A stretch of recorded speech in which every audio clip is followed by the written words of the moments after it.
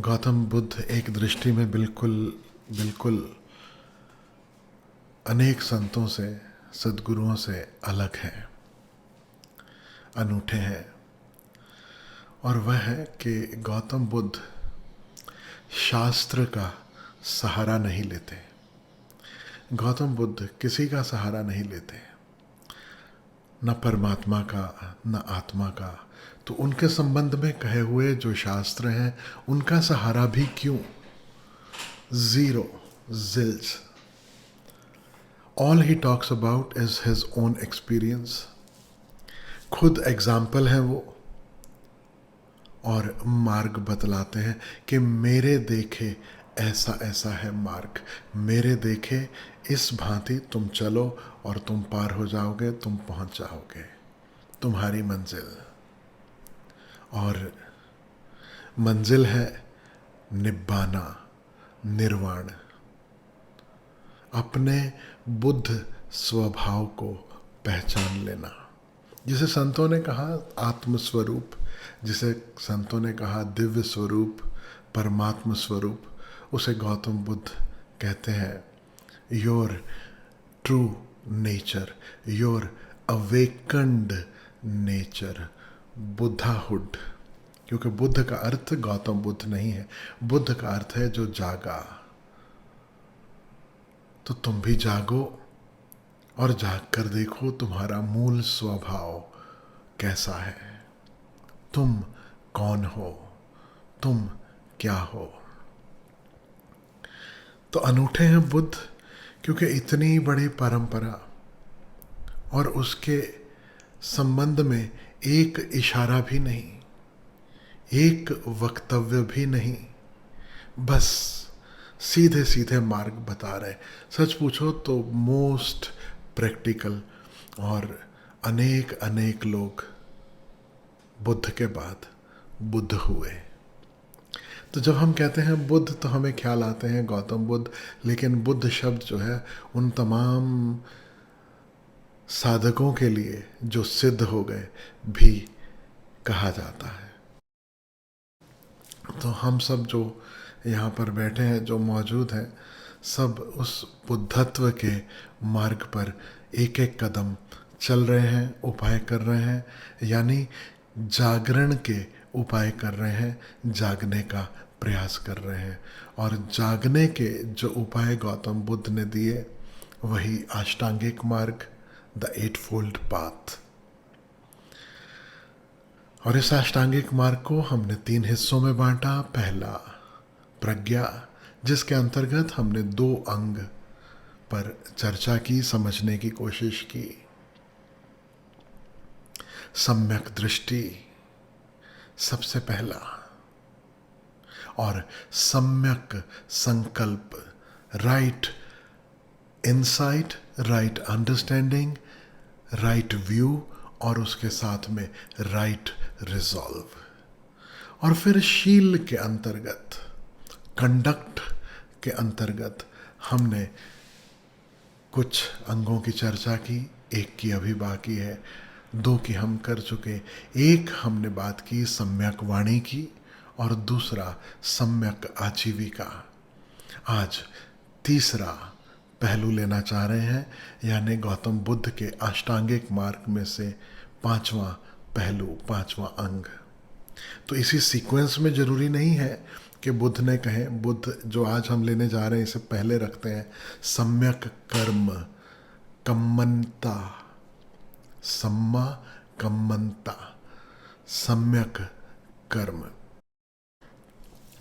तो समझने की दृष्टि से और समझाने की दृष्टि से मुझे लगा कि आसान होगा सम्यक वाणी पर पहले बात कर लें, और समय को देखते हुए सम्यक आजीविका पर हमने बात की। आज हम सम्यक कर्म से शुरुआत करते हैं। कर्म के संबंध में जब भी हम विचार करते हैं, जब भी कुछ ख्याल आता है कि हमारे कर्म कैसे हों, तो कुछ चीज़ें जो जहन में आती हैं वो मैं आपसे शेयर कर रहा हूँ। सबसे पहले तो मुझे ख्याल आते हैं कबीर, क्योंकि कबीर ऐसे संत हुए जिन्होंने कोई जीवन का पहलू छोड़ा नहीं। और कैसे हमारे कर्म हो उसके संबंध में कबीर जो कहते हैं वो समझ में आ जाए बात, तो उसी में बात पूरी हो जाएगी। कबीर कहते हैं, कबीरा हम पैदा हुए, जग हंसे हम रोए। कबीरा हम पैदा हुए, जग हंसे हम रोए। ऐसी करनी कर चले, हम हंसे जग रोए। अब इसका मतलब ये नहीं कि जग को रुलाना है, थोड़ा ठीक से समझना है इस बात को। जब बच्चा पैदा होता है तो रोता हुआ पैदा होता है, और उसके आसपास के जो लोग हैं, परिवार के जो लोग हैं, मित्रगण हैं, प्रियजन हैं उस परिवार के, वे सब आनंद मना रहे होते हैं। कबीर कहते हैं अब ये जन्म की घटना है और फिर मृत्यु की घटना है, तब हम जा रहे होते हैं, और अधिकांशतः जब हम जा रहे होते हैं हम फिर रो रहे होते हैं, फिर उदास होते हैं, फिर दुखी होते हैं, क्योंकि जीवन अधूरा रह गया या ठीक से जिया नहीं। तो कबीर कहते हैं बीच में कुछ ऐसा करो कि जब मृत्यु आए, जब जाने का समय आए, तब हम हंसें जग रोए। हम हंसें यानी हम आनंद में हो, हम सुकून में हो, हम पूर्णता तृप्त हों। और जब हमारी विदाई हो रही हो तो कुछ वे लोग जिनके हृदय को हमने छुआ है उनकी आंखें नम हो। रोए का अर्थ एग्जैक्टली रोए मत समझ लेना, और हंसने का अर्थ एग्जैक्टली हंसना मत समझ लेना। तो ऐसी करनी यानी कैसी करनी जिससे हम आनंदित हों, और जब हम जाएं तो दूसरे की आंखें नम हो। तो दो बात ख्याल रखने जैसी है। दूसरे की आंख कब नम होगी? जब आपने उनका हृदय छुआ, और किसी का हृदय छूने की कला का नाम है प्रेम, प्रेम बांटना। और आप आनंदित तब होंगे अगर आपने जीवन आनंद पूर्वक आनंद में जिया, परिपूर्णता में जिया। तो ये दो पहलू याद कर लेना, एक आनंद और एक प्रेम। तो इसमें बात करीब करीब पूरी आ जाती कि हम जो भी कार्य करें, कुछ ऐसे कर्म करें जो आनंददायी हो, ना सिर्फ मेरे लिए बल्कि औरों के लिए भी, सबके लिए, whoever is involved, मेरे लिए भी आनंददायी, औरों के लिए भी आनंददायी। और दूसरा, यह जो कार्य करें यह बहुत प्रेम से भरे हुए हों, प्रेमल कर्म हो। तो अब अपने आप से थोड़ा गिनती करना, ऐसे कौन से कर्म होंगे जो प्रेमल भी होंगे, जो आनंद देने वाले भी होंगे। हम जीवन भर जो करते हैं, क्या सब आनंददायी है? क्या सब प्रेममय है? उस पर थोड़ा विचार करना, थोड़ा खोजना। और अगर मुझसे सुझाव पूछोगे तो मैं कहूँगा कि छोटी सी कसौटी है, उस कसौटी पे कस लो कि कैसे कर्म मुझे करने हैं। और ये छोटी कसौटी है लेकिन बहुत बहुत बहुत महत्वपूर्ण है, बहुत महत्वपूर्ण है। उसके पहले मैं आपको जरा पीछे ले जाना चाहता हूँ महाभारत के समय में। दुर्योधन है, और ये जो युद्ध होने जा रहा है उस युद्ध के चलते बहुत बर्बादी होगी, बहुत लोग मरेंगे, कटेंगे। तो कोई धर्माचार्य दुर्योधन को समझाने जाते हैं, और दुर्योधन को कहते हैं कि देख, तू जो करने जा रहा है वह अधर्म है, और तू धर्म के मार्ग पर चल। कर्मों की बात है ना, कि कर्म कैसे हो? जो धर्म अनुसार हो, और कर्म कैसे ना हो जिन्हें हम अधर्म कह सकें। तो जब उन्हें कहने जाते हैं कि हे दुर्योधन, मैं तुझे बताता हूँ कि धर्म क्या है, तो दुर्योधन क्या उत्तर देता है जानते हो? कहता है मुझे मालूम है धर्म क्या है, मुझे मत सिखाओ. I know, I have read the same books you have read, I know everything about धर्म. ठीक. तो दुर्योधन को कहा गया कि धर्म तुझे पता है, तो चलो कम से कम मैं तुम्हें यह बतलाता हूं कि अधर्म क्या है, क्या करने जैसा है. यह तुम्हें पता है, लेकिन क्या करने जैसा नहीं है, कम से कम वह मैं तुम्हें बता देता हूं कि अधर्म क्या है. तो दुर्योधन उत्तर देता है कि सॉरी, मैं जानता हूं कि अधर्म क्या है. अब ये धर्माचार्य बड़े आश्चर्य में पड़े कि जब तुम जानते हो धर्म क्या है, तुम जानते हो अधर्म क्या है, फिर भी तुम जो कर रहे हो वो कैसे सही हो सकता है? How can you do what you are doing? तो दुर्योधन का उत्तर सुनने जैसा है. दुर्योधन कहते हैं, जब कहते हैं जानामि धर्मम नच में प्रवृत्ति, मैं धर्म जानता हूं, लेकिन धर्म की राह पर, धर्म के मार्ग पर चलने की मेरी प्रवृत्ति नहीं है, मेरा मन नहीं होता. जानामि धर्मम नच में प्रवृत्ति, जानामि अधर्मम नच में निवृत्ति. मैं अधर्म भी जानता हूं, ठीक से जानता हूं, लेकिन अधर्म से मुझे मुक्ति नहीं मिलती, उसका निवारण नहीं हो रहा, उससे निवृत्ति नहीं हो रही. अधर्म मुझसे छूटता नहीं. तो पूछा गया दुर्योधन से कि हाउ इज दिस पॉसिबल, इसका कारण क्या है, क्या तुमने खोजने की कोशिश की? तो दुर्योधन आगे क्या कहते हैं सुनो. कहते हैं दुर्योधन, कस्मिन देवेन हृदय स्थितेन यथा नियुक्तोस्मि तथा करोमि.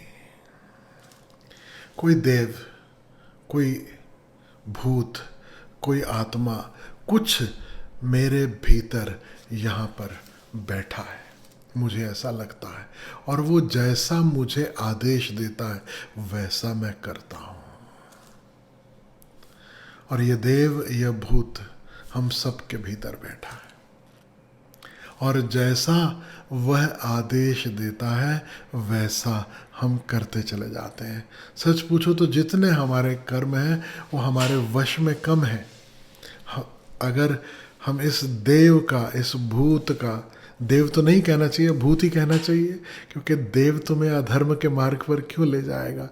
तो अगर उसका सुनकर हम चल रहे हैं, उसी का मानकर हम सारे कर्म कर रहे हैं, तो मुक्ति कैसे हो? तो पहचानना होगा ये कौन है मेरे भीतर बैठा, और उससे मुक्त होना होगा.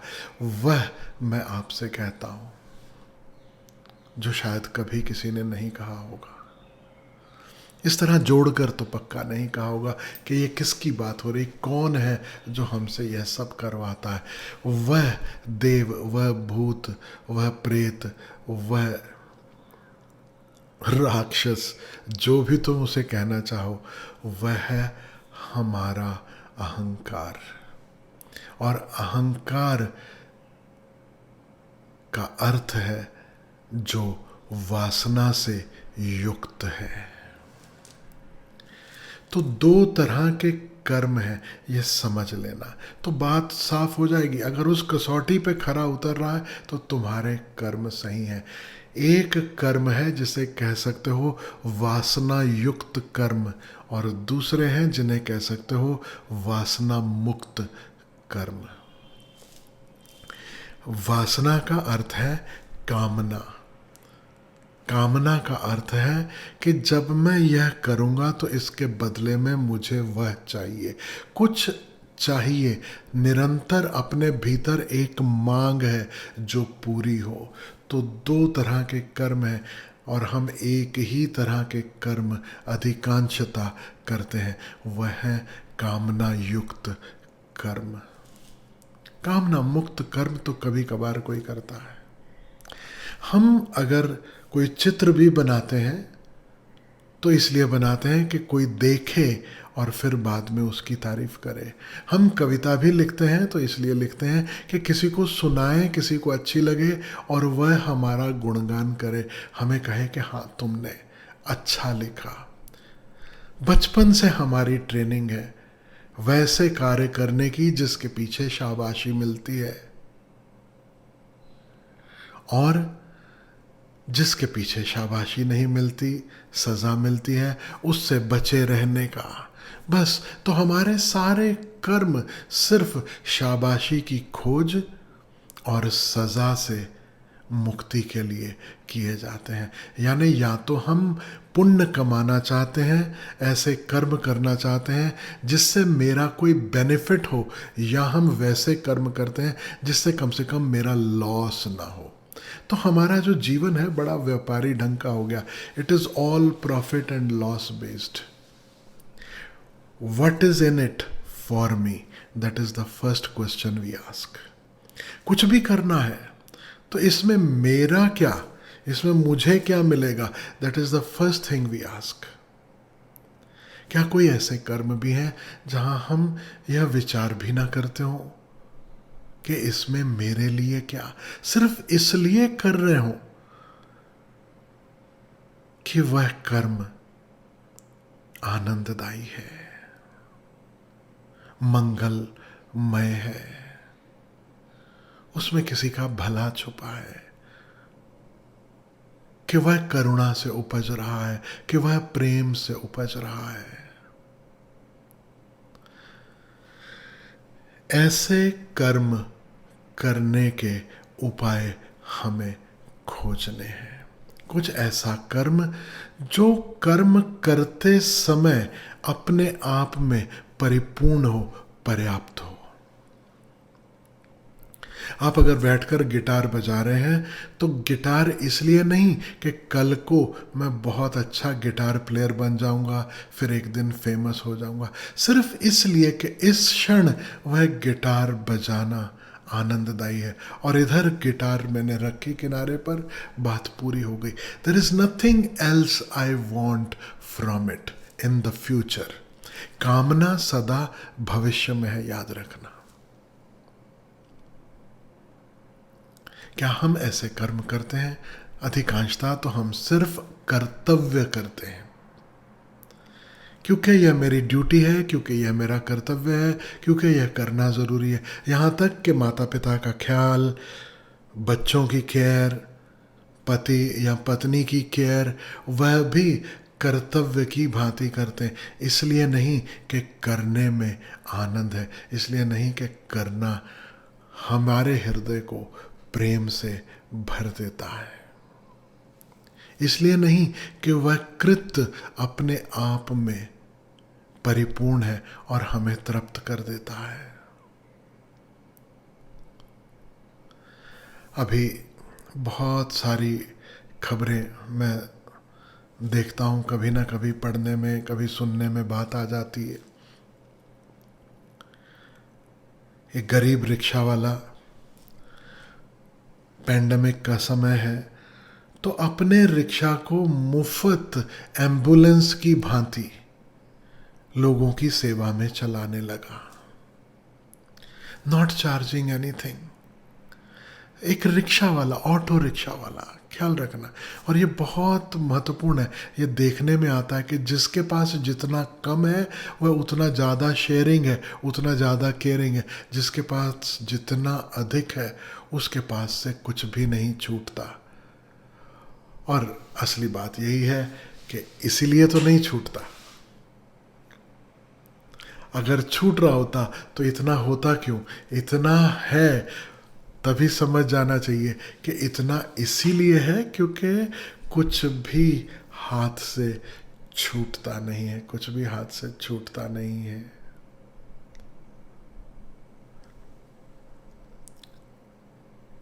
गुरुद्वारा फ्री में लंगर लगाता है।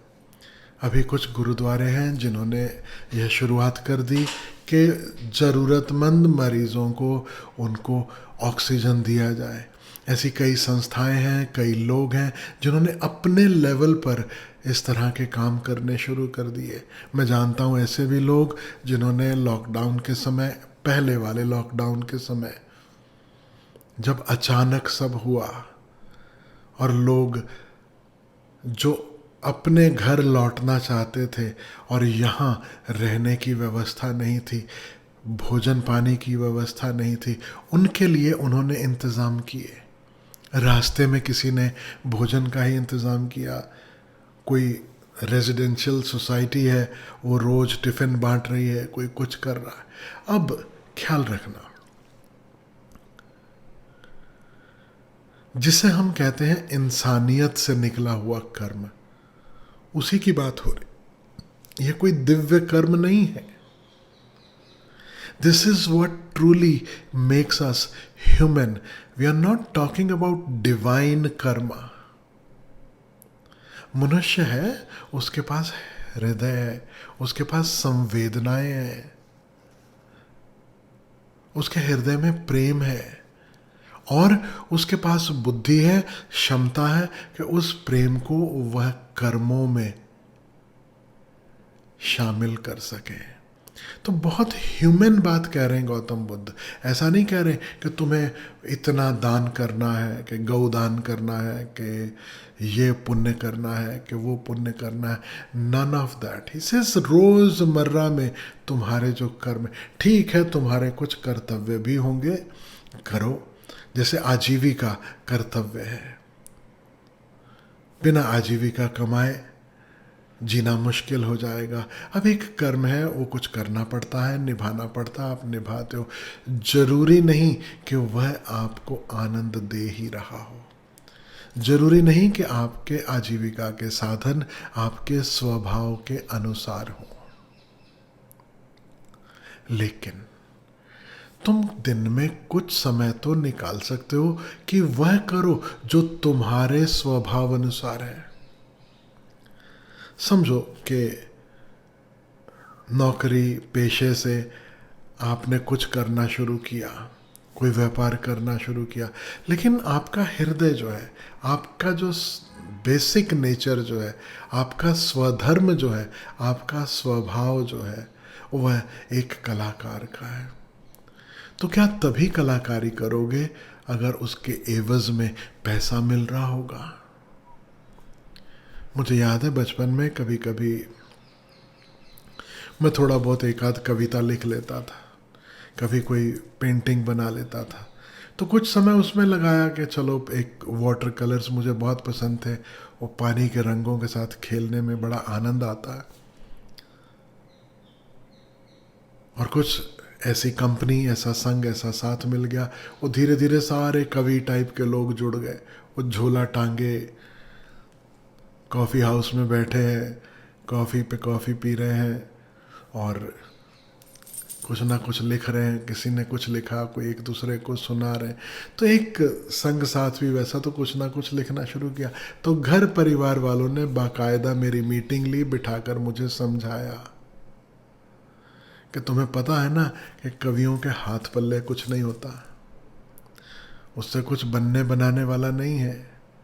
ये छोड़ो, ये तुम्हारी पेंटिंग, ये कविता, ये सब करियर का ख्याल करो, वह करो जिससे तुम पैसा कमा सको।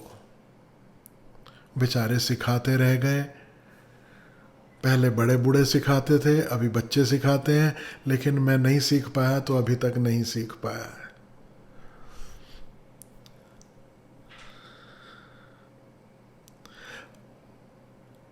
जिनकी मजबूरी है कि उनका बहुत समय ऐसे कार्य में बीतता है जो उनके स्वभाव अनुसार नहीं है, उन्हें उसके लिए समय निकाल ही लेना चाहिए जो उनके स्वभाव अनुसार है।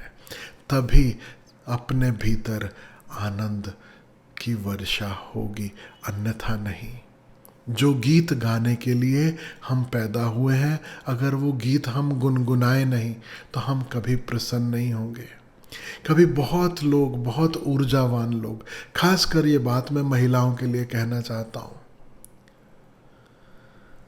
बहुत ऊर्जावान महिलाएं जो कुछ करना चाहती हैं, लेकिन फिर अब पुराने भारत की बात कर रहा हूँ, मेरे समय की बात कर रहा हूँ, आज जरूरी नहीं वैसा हो। फिर शादी हो गई, फिर बच्चे, फिर ससुराल, फिर इसकी फिक्र, फिर उसकी फिक्र, इसी में जीवन बीत जाता है। जो खुद से करने की चाहत थी वो सब कॉम्प्रोमाइज हो जाता है, सब कॉम्प्रोमाइज हो जाता है। तो एक दृष्टि से बुद्ध यह भी कह रहे हैं, do not compromise, do what your heart says. कसौटी इतनी है कि वह अंततः आनंद लाने वाला हो, मंगलदायी हो और प्रेमल हो।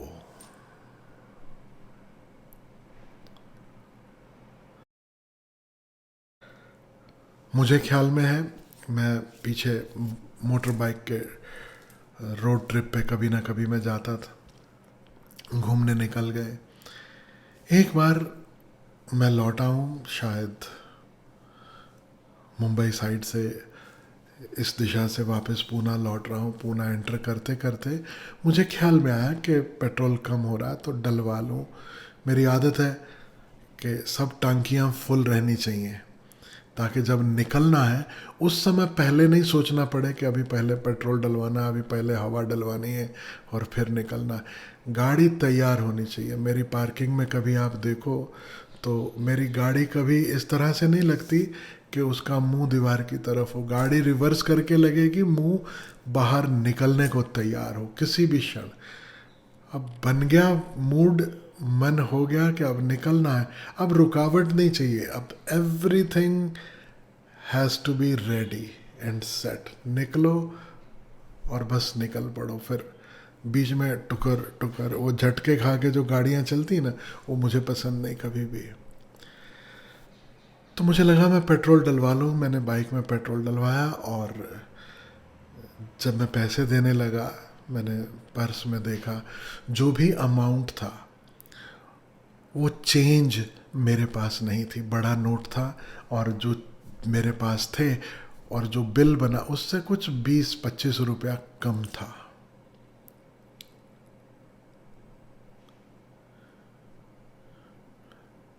मैं वो पेट्रोल पंप नहीं भूल सकता और मैं वो दृश्य नहीं भूल सकता।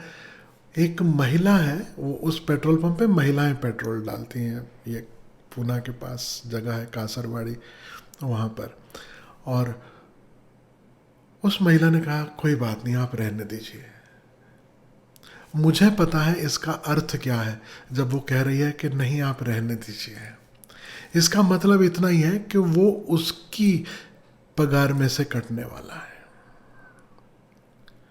जब हिसाब होगा आपने कितना पे मीटर लिया और कितने पे मीटर छोड़ा, आपको उतना पैसा पंप मालिक को देना है। तो वो 20-25 रुपया उसके अकाउंट में से कम होगा। लेकिन उसने कहा कोई बात नहीं, आप रहने दीजिए, आते जाते फिर कभी। अब मैं धन्यवाद भी नहीं दे पाया। It was so big for me to see कि जिसके पास इतना कम है और वो इतना बड़ी बात कह रहा है। मैं आपसे कहूँ, बातें कहने में छोटी लगती हैं, लेकिन सच में अगर हृदय की तरफ देखें, हृदय की आंख से देखें तो बहुत बड़ी है।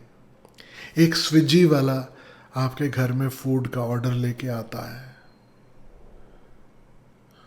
और मेरे को ख्याल में, मैं एक स्विगी वाले को मैंने ऐसे ही जो भी ऑर्डर आया तो मैंने उसको ऊपर से कुछ पैसे देना चाहे कि तुम लाए हो, ये लो, तुम रख लो। पढ़ा लिखा यंग बच्चा था तो वो कहता नहीं सर, मैं इनफ कमा लेता हूँ, मुझे इनफ मिलता है, आई एम गुड। कौन करता है आज? अनेक अनेक ऐसे किस्से आपको अगर जीवन में देखो तो आपको मिलेंगे, जहाँ लोग बिना कारण के, बिना स्वार्थ के दूसरे की मदद कर रहे हैं। तो क्या हम भी वैसे हैं? क्या हम भी वैसा कुछ करते हैं? Can we do something like that?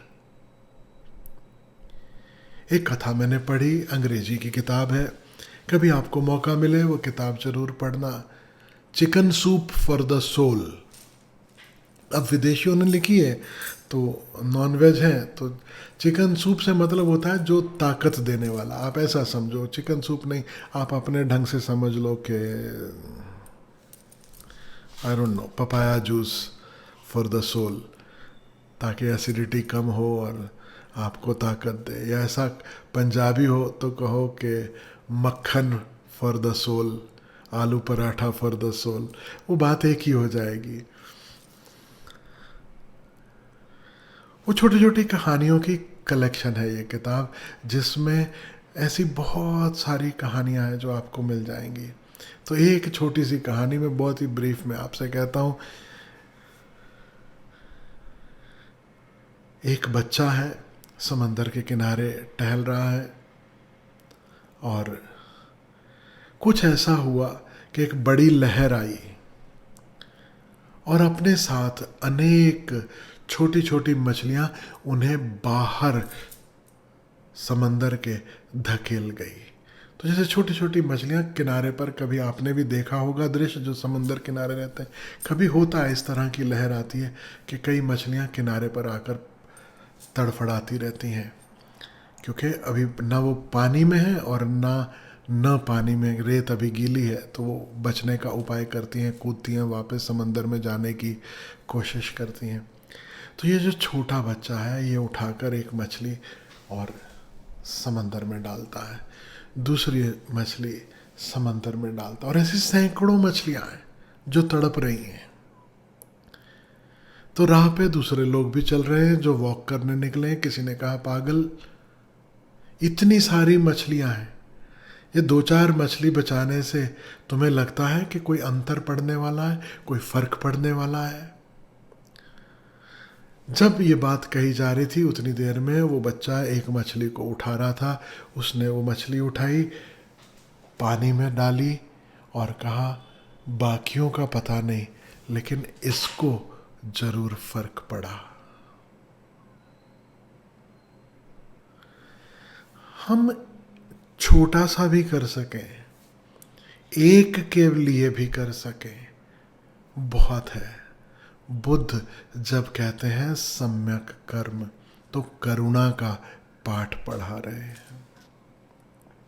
Osho उसमें कुछ और जोड़ देते हैं। ओशो कहते हैं कि जो भी कर्म करो, होश पूर्वक करो। बुद्ध सिखा रहे हैं निस्वार्थ कर्म, जिसमें कोई स्वार्थ नहीं, जिसमें किसी का शुभ छुपा हो। ओशो कहते हैं उसमें साथ में ध्यान भी जोड़ दो। Let every act of your be a conscious act. कोई भी ऐसा कर्म ना हो जो तुमने अनजाने में, बेहोशी में कर दिया। ओशो से पूछा जाए कि पाप क्या है, पुण्य क्या है, तो ओशो थोड़ी परिभाषा बदल देते हैं। ओशो कहते हैं मूर्छा में किया गया हर कर्म पाप है, और होश में किया हर कर्म पुण्य है। लेकिन वासना युक्त और वासना मुक्त, यह तमाम संत इसको दोहराएंगे और कहेंगे अपने अपने ढंगों से कि जो भी कर्म हो वासना मुक्त हो। इसलिए नहीं कि मैं किसी का भला करूँगा तो मुझे स्वर्ग मिलेगा, इसलिए नहीं कि अच्छे कर्म करूँगा तो अच्छा फल मिलेगा। अच्छा फल मिलेगा इसलिए किया तो वह भी वासना युक्त कर्म हो गया, क्योंकि फल की आकांक्षा मौजूद है। और सच पूछो तो गौतम बुद्ध से भी 2500 साल पहले, आज से 5000 साल पहले कृष्ण यही तो कह रहे हैं, फलाकांक्षा रहित कर्म, वो ही कर्म करने जैसा है। ओशो कहते हैं कि बहुत सारे हमारे कर्म जो हैं, वे सच पूछो तो they are not actions, they are reactions. तो रिएक्ट करना छोड़ो। तो रिएक्शन क्या है समझना। कोई हमें प्रेम देता है, हमारे हृदय में उसके लिए हम प्रेम महसूस करते हैं। कोई मैत्री भाव से हमें मिलता है, हम भी उसका मित्र हो जाना चाहते हैं, उसके लिए मैत्रीपूर्ण व्यवहार हमसे निकलता है। कोई हमारा अपमान करता है, कोई गाली देता है, कोई हमारे प्रति वैर का भाव रखता है, अब हमारे भीतर भी उसके लिए वैर का भाव उपजता है और हम वैसे ही कर्म करने लगते हैं। तो भले तुम प्रेम कर रहे हो, भले तुम वैर कर रहे हो, वो रिएक्शन ना हो, वह रिस्पॉन्स हो। तो ओशो भेद करते हैं कर्म और प्रतिकर्म में। Response is different from reaction. कर्म प्रतिकर्म ना हो। प्रतिकर्म का होता अर्थ कि तुमने मेरे लिए ये किया इसलिए बदले में ये, तुमने मुझे क्रोध का गिफ्ट दिया तो मैं भी क्रोध सूद समेत तुम्हें वापस लौटा रहा हूँ, तुमने मुझे प्रेम दिया तो मैं प्रेम तुम्हें लौटा रहा हूँ। Now this is a reaction. वो जो कहते हैं रिस्पॉन्स खोजो, अपने स्वभाव में स्थित होना शुरू करो and find the right response that comes from you. तो रिस्पॉन्स कैसा होगा? रिस्पॉन्स यूनिक होगा हमेशा। कोई कहता है अहिंसा, कोई कहता है इस तरह का कर्म, नहीं, रिस्पॉन्स में कभी हिंसा भी शुभ हो सकती है। उदाहरण देना चाहता हूँ आपको। छोटा बच्चा है, माँ खाना पका रही है, कढ़ाई चढ़ा रखी है, समझो मौसम अच्छा हो रहा है, बारिश का मौसम है और पकौड़े तल रही है, भजिया तला जा रहा है, और छोटा बच्चा बार बार माँ की साड़ी खींच रहा है, खेल रहा है, कढ़ाई की तरफ हाथ मारने की कोशिश कर रहा है। माँ 2 बार कहती, 5 बार कहती, नहीं समझता तो एक रख देती है कि कढ़ाई के वक्त तेरा ये नाटक नहीं चलेगा। अब मुझे बताना, क्या ये हिंसा शुभ है या अशुभ है? थोड़ा विचार करना। एक बड़े नुकसान को बचाने के लिए यह एक थप्पड़ कुछ भी नहीं है। कभी कल बच्चे, हम कहते हैं कि सबको फ्रीडम हो, खासकर ओशो को जिन्होंने पढ़ लिया सुन लिया, वो फ्रीडम के बड़े गीत गाते हैं। पति को फ्रीडम हो, पत्नी को फ्रीडम हो, बच्चों को फ्रीडम हो, हर कोई फ्री है, सबको फ्रीडम हो। लेकिन क्या ड्रग्स लेने की फ्रीडम? क्या कुछ ऐसा कर लेने की फ्रीडम जिससे सदा के लिए कोई बड़ी क्षति पहुंचे? नहीं। ओशो हमेशा जब भी फ्रीडम की बात करते हैं साथ में एक शब्द जोड़ते हैं, रिस्पॉन्सिबिलिटी। और रिस्पॉन्सिबिलिटी का अर्थ है एबिलिटी टू रिस्पॉन्ड। अब इसे जोड़ना, रिएक्शन नहीं, रिस्पॉन्स। ये सब एक कड़ी में ओशो समझा रहे हैं। ये अलग अलग नहीं है, क्योंकि अलग जगह कहा हमें कभी डॉट्स कनेक्ट नहीं होते, लेकिन रिस्पॉन्ड करना पड़ेगा। कृष्ण महाभारत की इजाजत दे देते हैं। वह प्रतिकर्म नहीं है, वह रिस्पॉन्स है। जानते हैं कि कौरव अगर राजपाट संभालेंगे तो आगे कितना अनाचार होगा और कितनी समस्याएं होंगी, पूरा का पूरा समाज किस स्तर तक गिर सकता है। कभी हिंसा भी रिस्पॉन्स हो सकती है। सिख गुरुओं ने जब बहुत अत्याचार होते देखे हिंदुओं पर, तो उन्होंने भी तलवार उठाई। मोहम्मद साहब तलवार लेकर नहीं निकले थे, लेकिन जितनी हिंसा उनके परिवार के साथ की गई, जितना अनाचार मोहम्मद साहब के साथ चलने वाले लोगों के संग हुआ, बहुत समय के बाद, बहुत गैप के बाद उनके ही भतीजे अली के कहने पर, आग्रह पर कि बिना तलवार उठाए काम नहीं चलेगा, तब तलवार उठाई। शुरुआत में तलवार लेकर नहीं निकले। कभी हिंसा रिस्पॉन्स हो सकती है एक सिचुएशन का, लेकिन अब वह नियम नहीं हो सकती। एक समय है तलवार उठाने का, और फिर एक समय आता है कि तलवार को छोड़ भी देने का। हमसे भूल ये हो जाती है। जो अहिंसा प्रेमी है वो कहते हैं जरूरत पड़ने पर भी मैं तलवार उठाऊंगा नहीं। और जिन्होंने देखा कि उनके इष्ट या उनके गुरु, उन्होंने कभी तलवार उठाई, वो बोलते हैं अब मैं तलवार कभी छोड़ूंगा नहीं। ये भूल हो जाती है। परशुराम ने भी फरसा उठाया और फिर किनारे भी रख दिया। कृष्ण सुदर्शन चक्र रखते हैं लेकिन यूज नहीं करते। बहुत किसी घड़ी में जरूरत पड़े तभी। और हिंदू देवी देवताओं की जितनी तस्वीरें, जितनी मूर्तियां तुम देखो, दो चीजें हाथ में जरूर रहेंगी। एक में शस्त्र और एक में शास्त्र। और फिर हर मूर्ति में जहां अनेक हाथ, अब हिंदुओं के पास बड़ा गजब का सिस्टम है, क्योंकि वो हिंदू लॉजिक को मानता ही नहीं। बोलता है लॉजिक वॉजिक क्या, तुम्हारा तेल लेने, तुम लॉजिक लगाते रहो, हमें लॉजिक से मतलब नहीं। हमें पता है परमात्मा का ढंग कैसा है, उसके रंग कैसे हैं।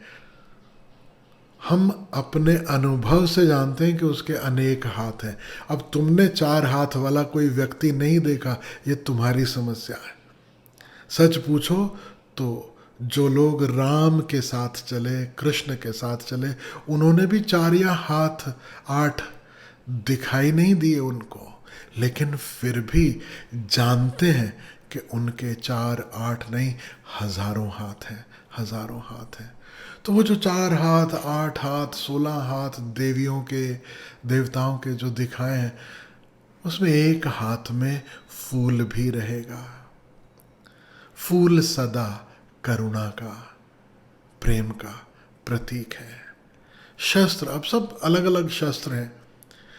देवियों की पूजा करते हो ना नवरात्रि में, तो 9 की 9 देवियां, उन सब के हाथ में अपना अपना अलग तरह का शस्त्र है। इसलिए कह रहा हूं कि हम किसी सिद्धांत से ना बंधें। We must learn to respond. कभी प्रेम से काम होता है, कभी समझ से काम होता है, और कभी लातों के भूत सिर्फ बातों से नहीं मानते, वहाँ लात की भी जरूरत पड़ती है। शास्ता के हाथ में शास्त्र या शस्त्र दोनों सही है। शास्ता यानी जो जानता है, शास्ता यानी बुद्ध, शास्ता यानी जो जागा हुआ है। ओशो कहते हैं शास्ता बनने के उपाय करो। शास्त्र के अनुसार मत चलो, शस्त्र के अनुसार मत चलो। पहले शास्ता बनो, तब शस्त्र और शास्त्र दोनों तुम्हारे हैं।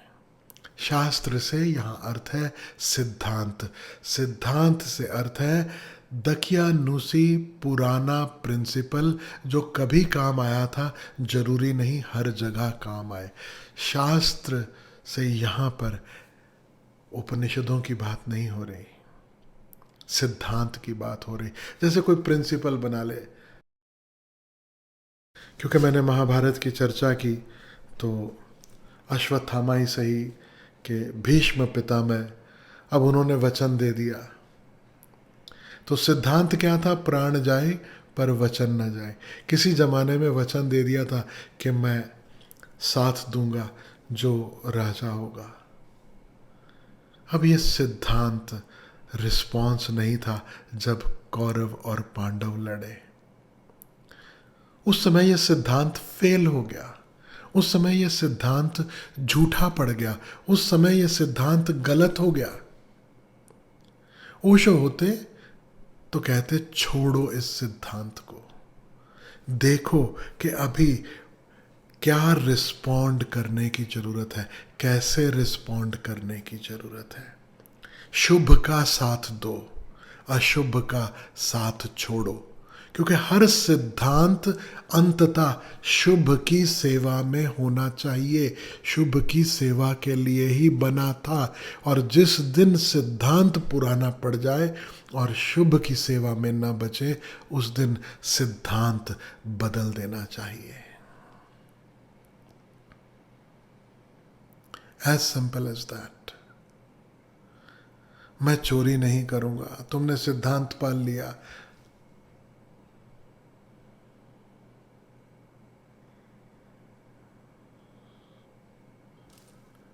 कोई जमाखोरी कर रहा है, बच्चे भूखे मर रहे हैं, कृष्ण से पूछोगे कहेंगे परवाह ले, जा बोरी उठा के ला, बांट पूरे गांव को, सबको बांटो।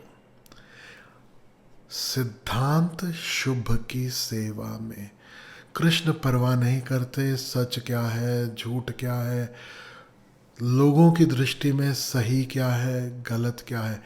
कृष्ण रिस्पॉन्ड्स।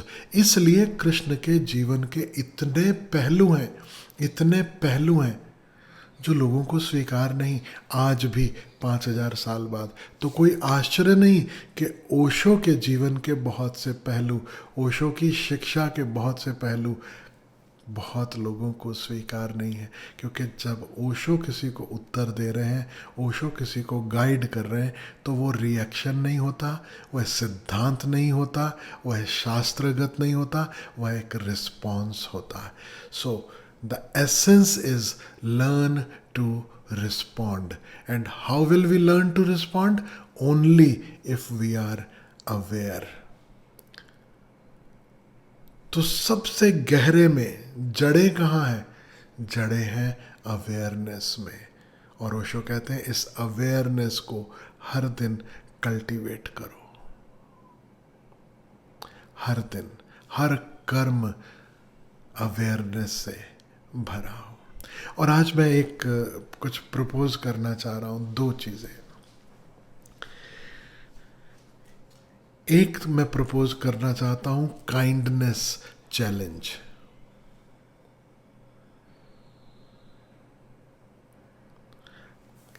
कुछ ऐसा कर्म हम देखें किसी और को करते हुए तो उसे हाईलाइट करें, और हम करें उसके उपाय हम खोजें जब जब संभव हो, जब जब संभव हो।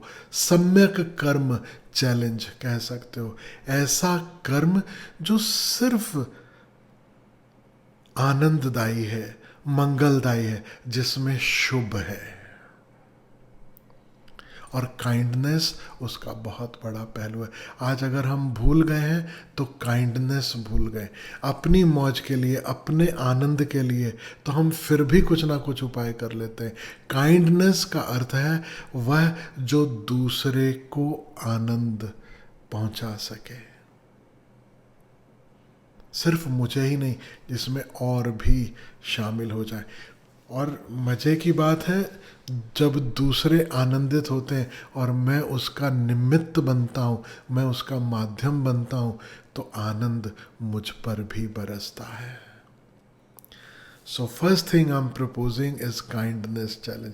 जहाँ देखो anyone acting out of kindness, उनको एक्नॉलेज करो, उनको रिकग्नाइज करो, उनको कहो कि thank you so much for doing this. वो भले आपके लिए नहीं उन्होंने किया, कुछ भी किसी और के लिए किया, आप उन्हें कहो धन्यवाद। क्योंकि काइंडनेस, हर कर्म जो है उसकी तरंगें सब दिशाओं में फैलनी चाहिए, फैलनी चाहिए। नेगेटिव की चर्चा होती है, कुछ बुरा हुआ, किसी ने कुछ बुरा किया, वह अखबारों में छपता है, सब जगह छपता है, और जो सबसे ज़्यादा दिखता है वही बिकता है, वही लोग धीरे धीरे अपनाने लगते हैं। मैं आपसे कहता हूँ, हाईलाइट काइंडनेस। तो आजकल होते हैं ना वो वेट लॉस चैलेंज, वो आइस बकेट चैलेंज। अब क्या रखा है उस आइस बकेट चैलेंज में कि ठंडा बर्फ वाला पानी वो सर पे कौन डाल सकता है, तो वो डाल के उसकी फोटो और वो पोस्ट करो, हैशटैग आइस बकेट चैलेंज। मैं कहता हूँ नहीं, the biggest hashtag you can have is hashtag kindness. लिखो बड़ा बड़ा काइंडनेस चैलेंज। मैंने देखा है सोसाइटी के वॉचमैन को काइंडनेस दिखलाते, मैंने देखा है घर के नौकरों को काइंडनेस दिखलाते, मैंने देखा है अनजान अपरिचित लोगों को काइंडनेस दिखलाते। जहाँ देखें उसे हाईलाइट करें और खुद हर दिन उपाय करें। तो ऐसे ही एक बार एक प्रोग्राम में होशियारपुर में विचित्र सिंह प्रोग्राम अटेंड कर रहे थे। अनुमा जानती है उनको, सुनीता को याद आ गया, हंस पड़ी सुनीता भी कि विचित्र सिंह ने प्रोग्राम अटेंड किया। उन्होंने बोला स्वामी जी ऐसे क्लियर नहीं हो रहा मेरे को, काइंडनेस बोले तो क्या, कोई एग्जाम्पल दे के बताइए। तो मैंने ऐसे ही कह दिया कि जैसे कि किसी अंधे को रास्ता पार करवा देने में मदद कर देना। तो अगले दिन वो प्रोग्राम में आए, उनके कपड़े वपड़े सब फटे हुए और बहुत ही खुन्नस में बोले आपने मुझे फंसा दिया। मैंने बोला क्यों, क्या हुआ? बोले आपने बोला काइंडनेस, और काइंडनेस के बदले में देखो ये हालत मेरी। बोला भैया हुआ क्या, कुछ बताओगे भी? तो उन्होंने बोला आपने बोला सड़क पार करवाना काइंडनेस है, तो मैं एक अंधे को सड़क पार करा रहा था, तो उसने मेरा ये हाल कर दिया, लड़ने लगा, मेरे कपड़े फाड़ दिए। तो मैंने बोला ठीक हुआ क्या, पूरी बात बताओ। तो बाद में पूरी बात पता चली कि उस अंधे को रास्ता क्रॉस करना ही नहीं था, उसे उधर जाना ही नहीं था, लेकिन क्योंकि हमने सुन लिया कि अंधे को रास्ता पार कराना काइंडनेस है, तो अब वो काइंडनेस में लग गए। वो बेचारा बामुश्किल पार करके इस तरफ आया था और अपने घर को जा रहा था, इन्होंने उल्टा वापस पार करवा दिया। तो काइंडनेस इंटेलिजेंस से, अवेयरनेस से उपजे। Find ways to be kind, to be kind. और दूसरा मैं प्रपोज करता हूँ, कर्म के अंतर्गत एक चीज और महत्वपूर्ण है। बहुत बार हमारे जो कर्म है, या यूं कहें कि जो हमारे प्रति कर्म है, जो रिएक्शन है, वह इस भाव से उठते हैं कि हमें बदला लेना है, बदले की भावना, रिवेंजफुलनेस। क्योंकि कोई ऐसा नहीं है इस पृथ्वी पर जिसने धोखा नहीं खाया, कोई ऐसा नहीं होगा इस पृथ्वी पर जिसके साथ किसी ने कुछ ना कुछ गलत नहीं किया। सबको चोट पहुंचती है, सबको ठेस पहुंचती है, सबके साथ कोई ना कोई कुछ ना कुछ गलत कर जाता है, होता ही है, जीवन का नियम है। और हमारी जितनी मूवीज़ हैं, जितनी पिक्चरें हैं, वे सारी की सारी रिवेंज की कथाएं हैं। हीरो कौन? जो बदला ले। बस कहानी में क्या है, हीरो है, विलन है, ये दो जरूरी हैं।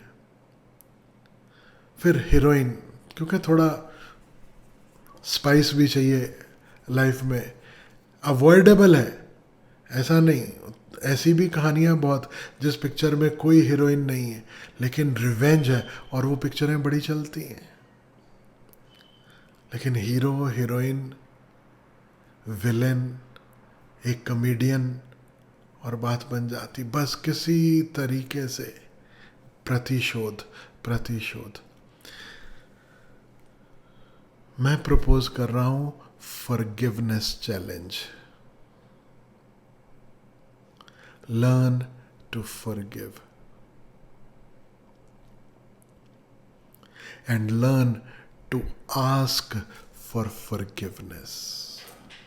सम्यक कर्म का एक बहुत बड़ा पहलू होगा कि हम हमारे साथ जाने अनजाने भूल चूक से किसी ने अगर हमारे हृदय को ठेस पहुंचाई, हमारा कुछ नुकसान हो गया, हमें कुछ तकलीफ हुई, हम उन्हें क्षमा करना सीखें. और क्षमा करने का ये अर्थ कतई नहीं है आ बैल मुझे मार, कि आओ फिर से मेरा दुरुपयोग करो, आओ फिर से मुझे लूटो. नहीं, सिखाने वाले सिखाएंगे फॉरगिव एंड फॉरगेट. मैं आपसे कहूँगा फॉरगिव एंड नेवर फॉरगेट. क्षमा करो लेकिन स्मरण रखो कि इस व्यक्ति ने पहले ऐसा किया है और संभावना है दोबारा भी करे. तो थोड़ा वक्त दो, थोड़ा समझदारी से चलो. एकदम से फॉरगिवनेस का अर्थ ये नहीं है कि वापस अपने घर की, अपनी दुकान की, अपनी सब चाबियां तुम उस व्यक्ति के हाथ में दे दो. फॉरगिवनेस का अर्थ इतना है कि जो हो चुका, जो पास्ट है, उससे तुम मुक्त होते हो. फॉरगिवनेस का ये अर्थ कतई नहीं कि पास्ट से तुम मुक्त हो गए और फ्यूचर अनप्रोटेक्टेड है, फ्यूचर दरवाजे खुले हैं कि आओ फिर से मुझे परेशान करो. नहीं, that is a secondary aspect. Forgiveness का अर्थ यह है कि जब भी पुरानी घटनाएं याद आए या वह व्यक्ति याद आए, हमारे हृदय में टीस ना उठे, हमारे हृदय में कांटे ना चुभे. प्रतिशोध का अर्थ है जैसे ही वो घटनाएं, वो घटनाक्रम या जिन्होंने वह सब मेरे साथ किया जब याद आते हैं तो मेरे मन में उनके प्रति द्वेष का भाव होता है, मेरे मन में उनके प्रति एक घृणा का, प्रतिशोध का भाव उठता है. फॉरगिवनेस का अर्थ है कि it does not matter any more, I am free. I am free from the past actions, I am free from the person, I am free from the wounds. अब मैं उन घावों को बार बार कुरेदने से इनकार करता हूं. नो मोर, हो चुका, हो चुका. तो इतना मैं ज़रूर कहना चाहता हूं कि फॉरगिवनेस का भी आर्ट है और उसके दो पहलू याद रखने जैसे हैं. पहला, क्षमा मांगनी हो तो सामने मांगो, और क्षमा करना हो तो हृदय में करो. हम उल्टा करते हैं. कभी हमें गलती का एहसास हो जाता है तो क्षमा मांगते अपने दिल ही दिल में, दूसरे के सामने नहीं जाते, क्योंकि झुकना पड़ेगा, कहना पड़ेगा कि मुझसे भूल हुई, कि मुझे क्षमा कर दो. और किसी को माफ़ करना है तो उसे सुनाकर माफ़ करते हैं, जा तुझे माफ़ किया, जा तुझे छोड़ा. नहीं, रिवर्स करना है. जहाँ क्षमा मांगनी है रूबरू से, अर्थ जरूरी नहीं कि आपको सामने जाकर खड़े होना है. ऐसे भी सोशल डिस्टेंसिंग का समय चल रहा है तो फ़ोन पर, फेस टाइम पर, वीडियो कॉल पर, किसी ज़रिए से, लेकिन उनसे कनेक्ट करके, भले पत्र लिखकर, ईमेल लिखकर, किसी ज़रिए expressed, the idea is expressed asking for forgiveness. और जब किसी को क्षमा करना है तो एकांत में, अकेले में बैठना, आंख बंद करना और धीरे धीरे अपने सब घाव धुलने देना. प्रार्थना करना, सीधे सीधे ना हो सके तो, कि मैं अब और ये घाव अपने भीतर लेकर नहीं चलना चाहता या चाहती. I want to be free from this pain. I'm ready to let go of this pain. मैं क्षमा करता हूं। एक बार में ना सही, 10 बार करना पड़े। कब तक? जब तक कि वह घटना, वह व्यक्ति याद आने पर तुम्हारे इधर दिल में टीस ना उठे, जब तक ऐसा धुल न जाए। घाव हील हो गया, ये कैसे पता चलता है? समझो मेरी उंगली में चोट लगी है और ये उंगली अब हील हो गई, ये कैसे पता चलता है? जब मैं इस उंगली को दबा कर देखता हूं और वो दर्द नहीं होती, जब वो दुखता नहीं। फॉरगिवनेस कब पूरा हुआ? जब वो व्यक्ति की याद आए, वो घटनाक्रम याद आए, या वो व्यक्ति सामने आए और मेरे भीतर कहीं कुछ चुभे नहीं, मेरे भीतर कहीं कुछ दुखे नहीं। तब तक अपने भीतर से उस घाव को, जैसे डिटॉल से धोते ना फिजिकल घाव को, उसे इस प्रयोग से धोते रहना, डिसइंफेक्ट करते रहना। यस। तो 2 चैलेंज मैंने आपसे कहे, forgiveness and kindness. Are we ready for that?